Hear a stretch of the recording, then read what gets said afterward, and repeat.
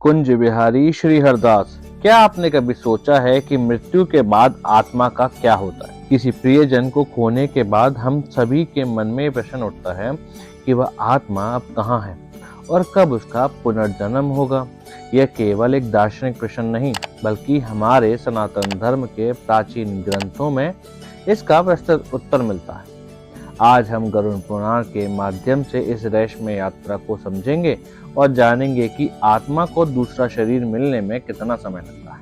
गरुड़ पुराण हिंदू धर्म के 18 महापुराणों में से एक अत्यंत महत्वपूर्ण पुराण है। इस पुराण में भगवान विष्णु ने अपने वाहन गरुड़ को मृत्यु के बाद की यात्रा, आत्मा की गति, पुनर्जन्म और कर्म के फल के बारे में विस्तार से बताया है।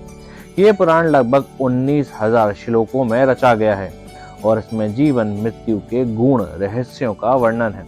गरुड़ पुराण को आमतौर पर किसी की मृत्यु के बाद 13 दिनों तक पढ़ने की परंपरा है। ऐसा माना जाता है कि इससे मृत आत्मा को सही मार्ग मिलता है और परिवार के सदस्यों को भी जीवन मृत्यु के सत्य को समझने में सहायता मिलती है। भगवत गीता में भगवान श्री कृष्ण ने स्पष्ट किया है कि आत्मा अजर, अमर और अविनाशी है। शरीर तो नश्वर है, लेकिन आत्मा कभी नष्ट नहीं होती। जैसे हम पुराने वस्त्र उतारकर नया वस्त्र धारण करते हैं, वैसे ही आत्मा पुराने शरीर को छोड़कर नया शरीर धारण करती है। गीता के श्लोकों के अनुसार आत्मा को तो ना शस्त्र काट सकते हैं, ना अग्नि जला सकती है, ना जल गीला कर सकता है, ना वायु सुखा सकती है। ये शाश्वत, सर्वव्यापी और अविनाशी है। गरुड़ पुराण के अनुसार जब कोई व्यक्ति मृत्यु को प्राप्त होता है तो आत्मा तुरंत शरीर नहीं छोड़ती।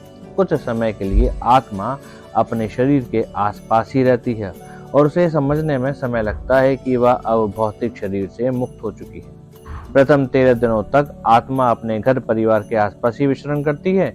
यही कारण है कि हिंदू धर्म में 13 दिनों तक विशेष क्रियाकर्म और श्राद्ध किए जाते हैं। इन दिनों में पिंडदान, तर्पण और अन्य संस्कार करने से आत्मा को आगे की यात्रा के लिए शक्ति और मार्गदर्शन मिलता है। गरुड़ पुराण और अन्य उपनिषदों में बताया गया है कि मृत्यु के बाद आत्मा को 3 प्रकार के मार्ग मिलते हैं। अर्ची मार्ग, ये मार्ग उन महान आत्माओं के लिए है जिन्होंने अपना जीवन धर्म, सत्य और पुण्य कर्मों में व्यतीत किया है। यह मार्ग ब्रह्मलोक और देवलोक की ओर जाता है। इस मार्ग पर चलने वाली आत्माएं पुनर्जन्म के चक्र से मुक्त हो जाती हैं और ये बहुत लंबे समय बाद अत्यंत पवित्र परिवार में जन्म लेती हैं। धूम मार्ग, यह मार्ग साधारण सत्कर्मी आत्माओं के लिए है। इस मार्ग से आत्मा पितृलोक जाती है, जहां वह अपने पूर्वजों से मिलती है। यहाँ आत्मा को समय बिताने के बाद पुनः पृथ्वी पर जन्म लेती है।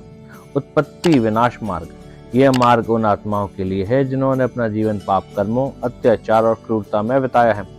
इस मार्ग से आत्मा नरक लोकों में जाती है, जहां उसे अपने पापों का फल भोगना पड़ता है। ये सबसे रोचक और महत्वपूर्ण प्रश्न है कि आत्मा को पुनर्जन्म में कितना समय लगता है। गरुड़ पुराण और बृहदारण्यकोपनिषद के अनुसार पूर्व जन्म के समय आत्मा के कर्मों पर निर्भर करता है। धर्म ग्रंथों के अनुसार लगभग 85% से 100% साधारण मनुष्यों का पुनर्जन्म मृत्यु के 35 से 40 दिनों के भीतर हो जाता है। ये वह आत्माएं होती हैं जिन्होंने ना तो बहुत पुण्य किए हैं और ना ही बहुत बड़े पाप। इन्हें जल्द ही उपयुक्त माता की कोख मिल जाती है।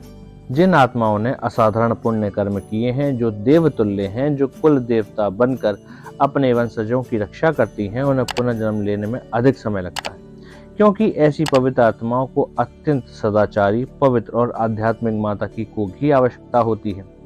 जिन आत्माओं ने जीवन में क्रूरता, अन्याय और पाप कर्म किए हैं, उन्हें पुनर्जन्म मिलने में सबसे अधिक समय लगता है। गरुड़ पुराण के अनुसार पहले उन्हें नरक में अपने पापों का फल भोगना पड़ता है, इसके बाद ही उन्हें नया जन्म मिलता है, जो प्रायः पशु पक्षी या निम्न योनि में ही होता है। ऐसे ही दिव्य कथा सुनने के लिए वीडियो को लाइक करें, चैनल को सब्सक्राइब करें, बेल आइकन दबाएं और कमेंट करें। जय श्री हरि।